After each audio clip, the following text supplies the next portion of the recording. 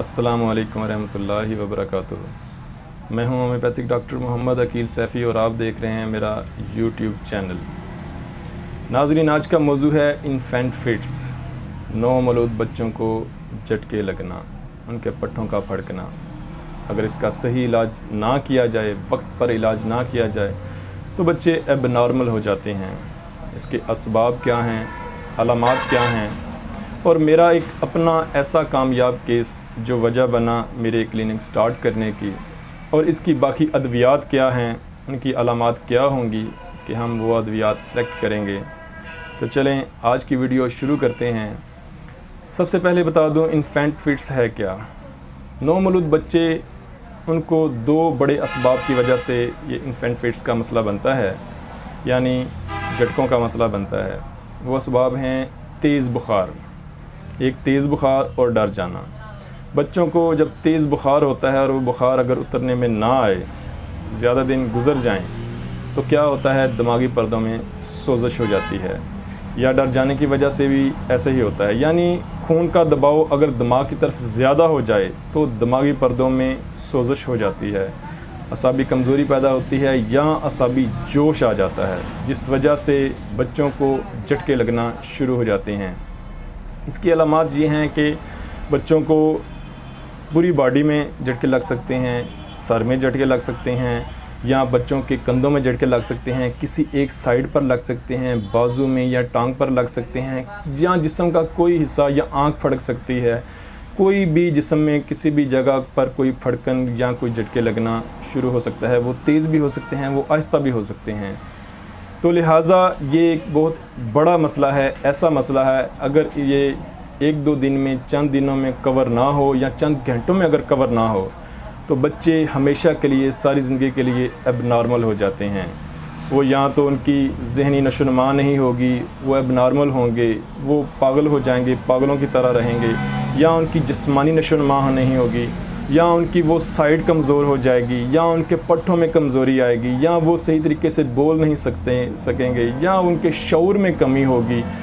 कुछ भी उनके साथ हो सकता है, या उनके सुनने में कुछ प्रॉब्लम आ सकती है, कुछ भी उनके साथ हो सकता है, कोई भी एबनॉर्मेलिटी उनके अंदर आ सकती है।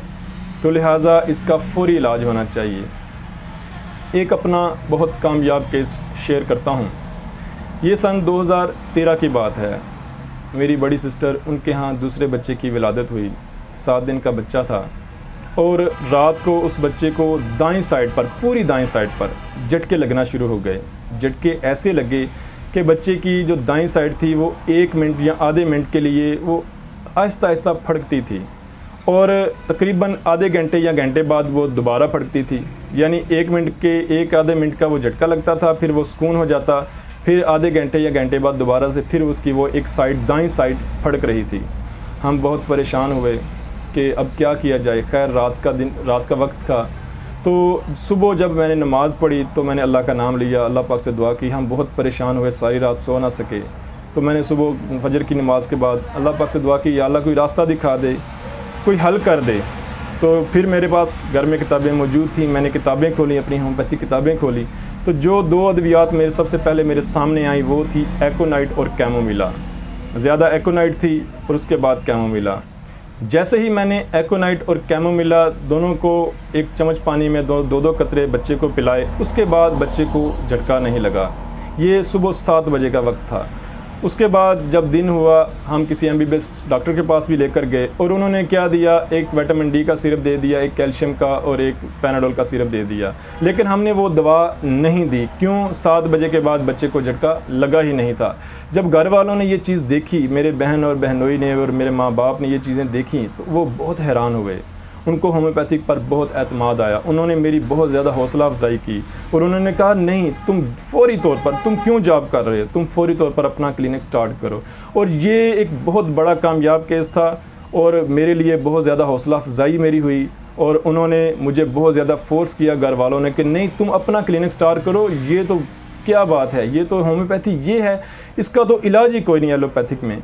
तो लिहाजा ये वजह बना, ये केस वजह बना, इंतहाई कामयाब केस वजह बना मेरे क्लिनिक स्टार्ट करने की। और फिर चंद माह बाद मैंने अपना क्लिनिक स्टार्ट किया। इसकी जो अद्वियात हैं, मज़ीद बाकी अद्वियात हैं, उन पर बात करते हैं। सबसे पहले एकोनाइट है। हमारे पास एक्यूट मेडिसिन की कोई भी मर्ज़ हो तो हमारे पास जो पहली दवा है वो है एकोनाइट। हम एकोनाइट देंगे। अगर बच्चे को झटके लग रहे हैं और बच्चे को उठाने से बच्चा सुकून महसूस करता है, रोता नहीं, तंग नहीं करता और लेटाने से उसकी तकलीफ़ में इजाफ़ा होता है तो दवा कैमोमिला होगी। अगर बच्चे को तेज़ बुखार है, सर का बुखार है और बच्चे का चेहरा सुर्ख है तो दवा सर का बुखार तो दवा बेलाडोना होगी। अगर बच्चे की मुट्ठियाँ बहुत ज़्यादा तेज़ बंद हैं और बच्चे को झटके लग रहे हैं तो दवा क्यूपरम मेटालिकम होगी। अगर बच्चे की टांगों में बेचैनी है और बच्चा टांगें हिला रहा है और बच्चे के अज़ा जो हैं वो एक एक अज़ा अलग-अलग फड़क रहे हैं और नींद में फड़क रहे हैं, नींद में झटके लग रहे हैं तो दवा जिंकम मेटालिकम होगी। और अगर बच्चे के एक एक अज़ा फड़क रहा है लेकिन सर्दी लगने की वजह से और एक एक अज़ा फड़क रहा है और नींद की हालत में नहीं फड़कता बल्कि जागने की हालत में उसको झटके लग रहे हैं तो दवा एगारिकस होगी। अगर बच्चे के पेट में कीड़े हैं, बच्चा नाक मल रहा है तो दवा बच्चे की साइना होगी। और अगर बच्चे को बहुत ज़्यादा नींद आ रही है, बच्चा गनूदगी की हालत में है, डर के बद असरात हैं तो दवा ओपियम होगी। और इसी तरह अगर बच्चे को सर्दी लगने की वजह से ऐसा मसला बना है तो दवा मैगफास होगी।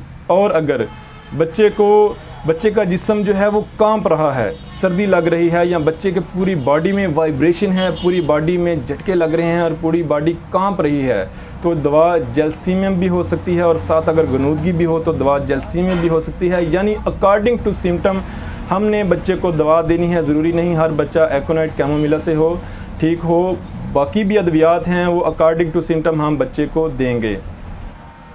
अपनी दुआओं में याद रखिएगा। अल्लाह पाक आसानियाँ अता फ़रमाए और आसानियाँ तकसीम करने का शर्फ़ अता फ़रमाए। अस्सलामु अलैकुम।